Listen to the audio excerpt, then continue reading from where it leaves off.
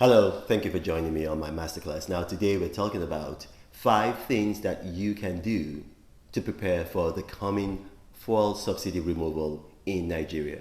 5 things that you can do to prepare for the coming petrol subsidy removal in Nigeria. Now, subsidy is going to be removed in Nigeria. There's nothing we can do about it. There's nothing you can do about it. It's going to go. Nigeria is actually broke. Nigeria is more or less under Muhammadu Buhari bankrupt. Every day Nigeria is borrowing something like 4 billion naira every day. And right now we can't even sustain it. This administration, when they came on board May 29, 2015, Nigeria owed a total debt of about 12 trillion naira. Now that debt is about 40 trillion naira. So now every Nigerian owes a minimum of 220,000 naira. Every Nigerian, owes a minimum of 220,000 naira, and it's going to rise. It's going to become much more.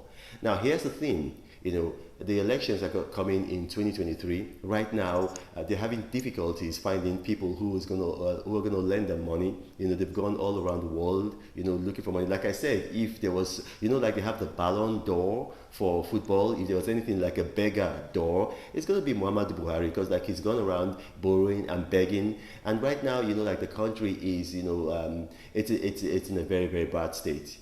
A lot of Nigerians don't know how bad it is. So they are going to remove fuel subsidy. It's going to happen in the new year, 2022. It's going to happen. Now, what the governors are pushing for, they're pushing for a petrol price, a fuel price of 340 naira per liter. 340 naira per liter. Now, Muhammadu Buhari doesn't mind that. He really doesn't mind that. But what he's afraid of is that if he does that, he's going to push the people so far, he's going to push them to the wall, and then they might rise up against him in the style that they did with NSAS. That's what he's afraid of. So we were looking at them maybe increasing it to something like maybe 280 naira, and then maybe there's going to be some choreographed protests by the Nigerian Labour Congress and the Trade Union Congress, these guys, and then maybe they will reduce it to 260. So I see it's going to be 260, although the governors would like 340. So what can you do? How can you prepare for it? In Nigeria, fuel affects everything because there's very little public transportation that doesn't rely on fuel, railways, waterways, and all the kinds of transport.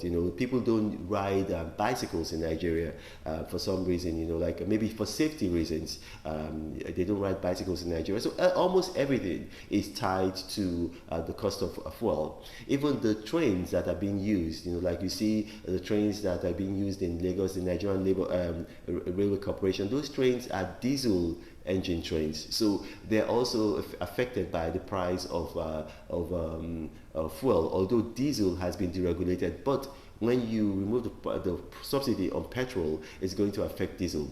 So what are you going to do? Because it's going to affect the price of food immediately. It's going to affect the price. It's not going to take, if they remove the subsidy on petrol and petrol goes to 260 naira, immediately, within 24 hours, it's going to affect the price of food.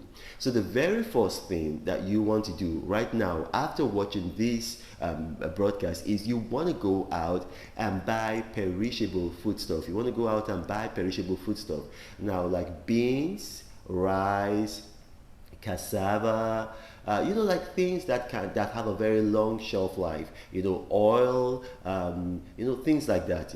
Buy dried fish. Buy them now, because I'm telling you, the price is going to more than double. It might even triple. The price is going to more than double. It might even triple. So go out and buy. Now, I'm not asking you to go and hoard. I'm not asking you to go and buy so you can hoard and sell. I'm a humanitarian. I'm doing this for humanitarian purposes. I'm asking you to go and buy so that you can have enough to feed your family, so that you can have enough to feed yourself. So go and buy, because if you wait for the fuel subsidy to be removed and for the price of petrol to go up, the price of foodstuff is it's just going to skyrocket, and then you're going to have your purchasing power is going to be drastically reduced.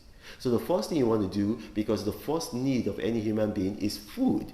And that's what I'm telling you. Go out, buy perishable food items, rice, beans, oil, dried fish, buy stuff like that that you can keep at home without getting it refrigerated, because the electricity situation in Nigeria, and it's not going to go bad. That's the first thing you want to do. Now, the second thing you want to do, the second human need, man has a need for accommodation, housing. Now, the price, or rather the cost of your rent is going to shoot up. If you don't own your own home, it's going to shoot up, because when the price of food goes up, when the price of other things go up, landlords are going to be wanting to make their money somehow. They're not going to go meet Buhari. There's no social security net in Nigeria. Who are they going to come for? They're going to come for their tenants. So if possible, you can prepay your rent. I know, it sounds counterintuitive, but I'm telling you, it's the right thing to do now. Pay your rent now that your rent is at this level, because it's going to shoot up.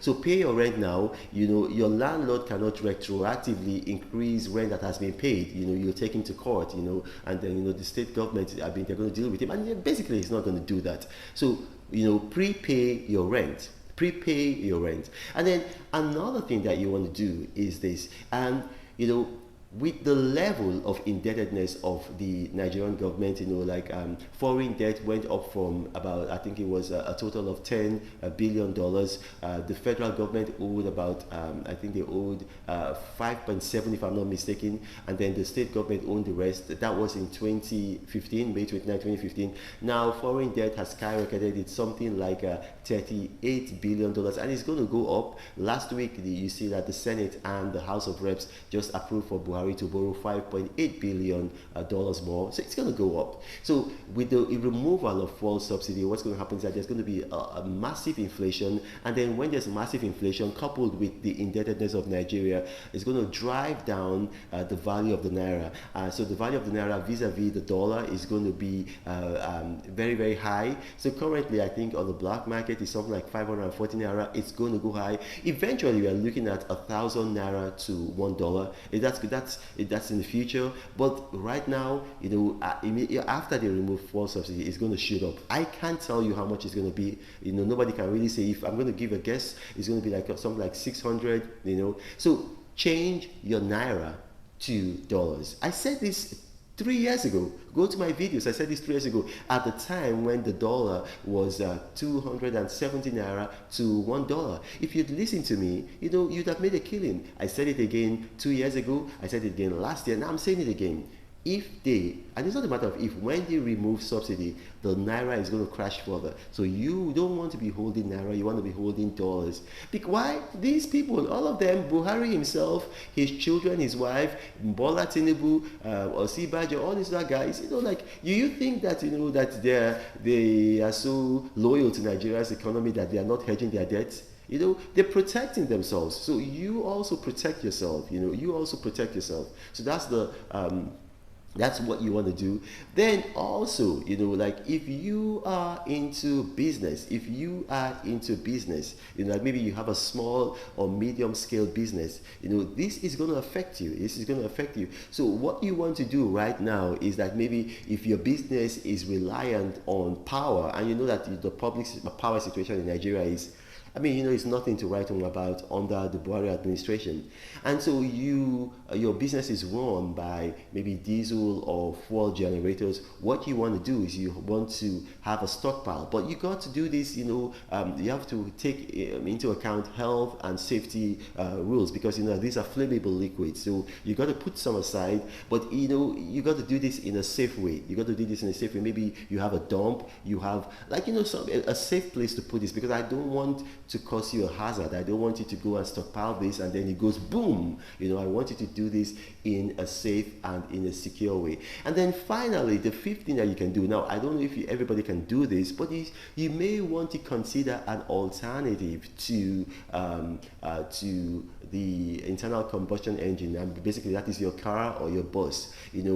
Get a bike. That's the fifth thing I'll advise you or counsel you to do. Get a bike. Now, when I say bike, I'm not talking about an Okada. I'm talking about about, like a bicycle. So you can go on your bicycle, short distances, and not even short. It's like, for instance, I went to Oxford University. I wrote a speech, and it was being delivered by a VIP. And when I went to Oxford University, in Oxford, everybody in Oxford goes about with bikes. Everybody. Now, I understand that there might be some challenges because of the security situation in Nigeria, but it's something to consider. My name is Reno Mokri, and I've done this as a public service act for myself to you. Thank you for watching, and God bless you.